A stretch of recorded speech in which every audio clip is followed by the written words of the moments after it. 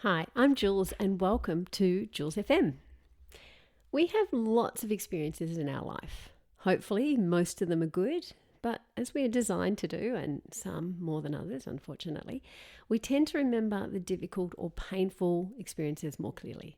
Apparently, that's to help us avoid similar dangerous situations in the future. But I believe they're also there for us to grow from if we take up that opportunity. Unfortunately, one such experience for me, I didn't have that understanding or confidence, and so it changed my trajectory until now, anyway.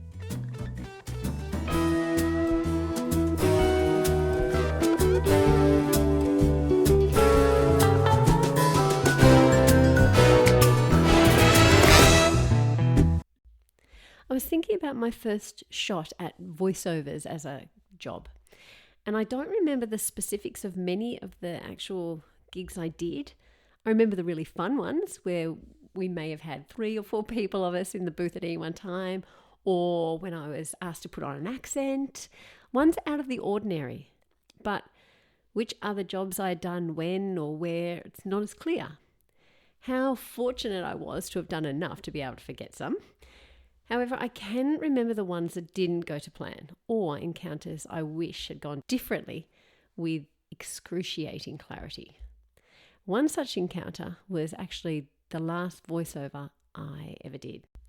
I had done a lot of work with a particular studio, one of the biggest in Melbourne actually, and they were awesome. The producer there was a legend.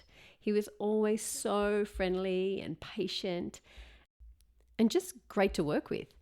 And that particular studio had also given me lots of work over the years. Obviously, I was good enough and reliable enough that I knew, or they knew, that I could give them what they needed in any job they called me for. And I loved the diversity of the jobs.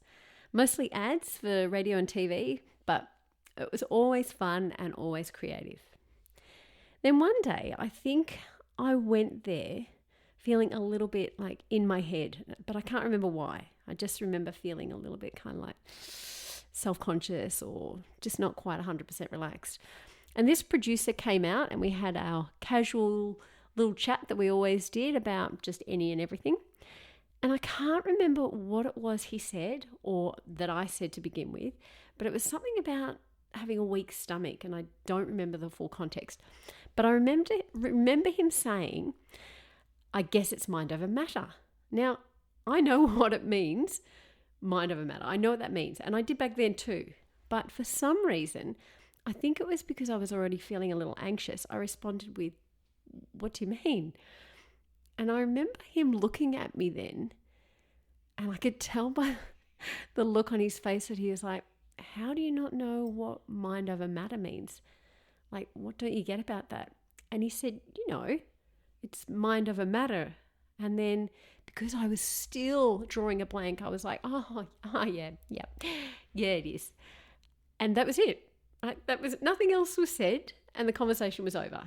He went back into the studio, and then a couple of minutes later, he called me into the booth to give me the ad brief.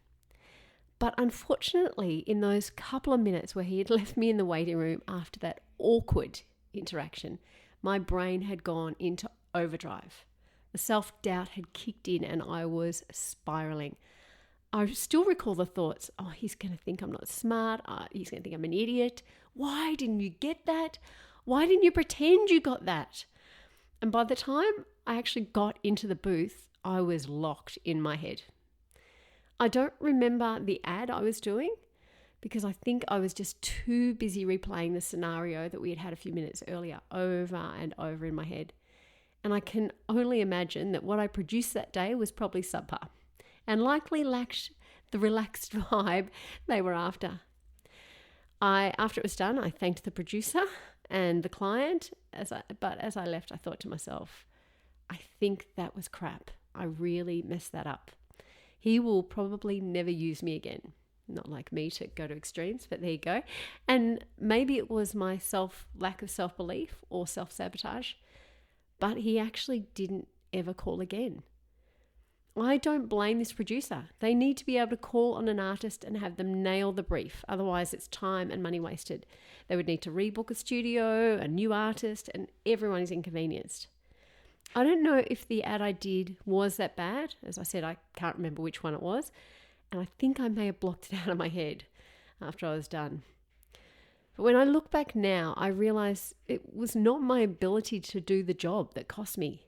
It was my wavering confidence and self-doubt that made me come undone. I think I was embarrassed and felt that maybe I just didn't have what it took to cut it. But instead, I found excuses like that it was getting too hard to juggle the unpredictable nature of the job, with a steady teaching career and 3 young children. I wish I could go back now and give that younger version of me a big hug. It still makes me feel a bit vulnerable.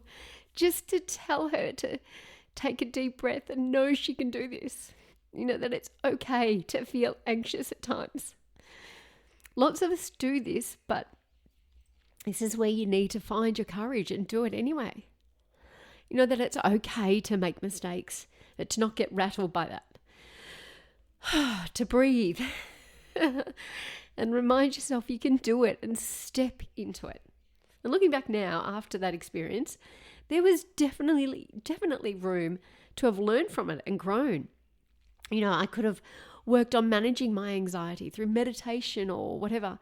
I could have practiced my voiceover skills, done vocal exercises with practice to ensure that my skills were completely as good as they could be. I could have emailed and I could have called the studio again with updated demos or just to touch base with them, just to let them know I was committed to this and that it had just been a blip. But I didn't do any of that. I do wonder what would have happened if I had have just done one more job even after that. Would it have reinstilled some of the confidence that I had? Would my career that had spanned over 12 years in voiceovers have continued? And where would I be now? But it did happen.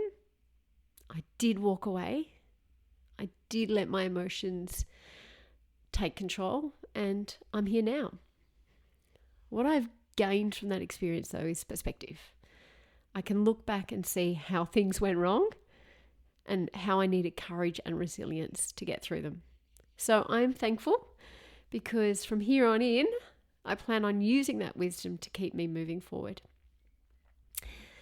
It turns out confidence isn't what you feel when everything's going right. It's what you practice when you're not sure. I'm practicing, and I hope you will too. And if you would love to share any of the experiences you've had, please send them through to #JulesFM or tag @jules.fm.podcast. Until next time, remember, big dreams don't begin with perfection. They begin with a voice.